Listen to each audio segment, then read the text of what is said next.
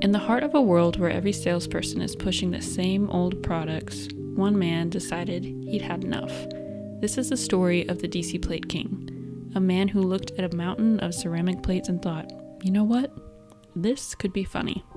Hey everybody, hi. I'm Bill Flannery, also known as the DCPlateKing. Let me transport you back to the Victorian era, when celery was a delicacy and it was presented on dishes equaling the delicacy-ness of the celery. We know where Bill is now on platforms like TikTok and Instagram with over 50,000 followers and mutuals like Doja Cat. But how did he get here? What was the timeline of his career that led him to becoming the DCPlateKing? So early in my career, like a lot of people, I worked retail jobs, hotels, restaurants. So these were all occupations where you had to deal with the public, which I didn't realize at the time, but I actually enjoy working with other human beings and having awkward interactions. And this led me to working in the hotel business. And so I ended up going to college for hotel restaurant management. And during that time, I ended up taking an internship in a sales position. And that's what I do today. I've been in sales since about 1990 for food service equipment. So, if you go out to eat, think about what's in the kitchen, the plates, the silverware, the glasses.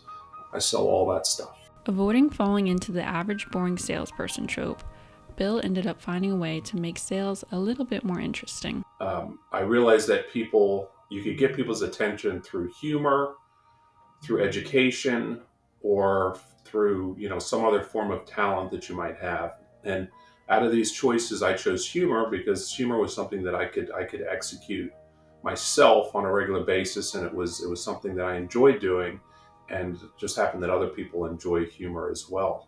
Despite Bill's surprisingly successful approach of promotion through social media, some of his peers and colleagues don't fully understand his approach to business. One of the things I get approached and asked often from peers and people that are in my business is, what are the results of what you do? Basically, hey, if you put out this piece of content, how many orders are you going to get? And so I'm constantly explaining this to folks that that's not how it works. This is the long, you're doing this for the long game. You're doing this to, develop true, deeper relationship with customers. You're not doing this to just sell something one time. You want that one-time customer or person to come back to your page, your Instagram, your TikTok, because you're funny and they like you. The salespeople can often feel very emotionless and pushy. However, through Bill's approach, he's built a character. And the number one priority he has is making people laugh. In a lot of cases, you have a better chance of getting that customer as a customer because you've entertained them and made them smile than just trying to sell them something at a cheap price. One of the ways Bill was able to use humor to promote the products he sold was through a series on his social media. Basically, I created a show to just talk about forks every day in a unique way that I knew I could do over and over again. And I was able to do it for 365 days. I brought a lot of awareness to people that just stuck forks in their mouths. Now they're looking at forks in a totally different and unique way. Hey everybody, hi. It's time again for that show where I pull a random fork out of this green metal box under my desk. I call the show Fork of the Day. Through Bill's show, he was able to create a new business opportunity. One of my factories, 1880 Hospitality, they came up with a unique box design, and we were able to turn the show into some offshoot products. So we have Fork of the Day, which is a handsome collectible box with 12 different forks. And then we have Spoon of the Day, also a collectible box. And I've sold quite a few, believe it or not. It's crazy.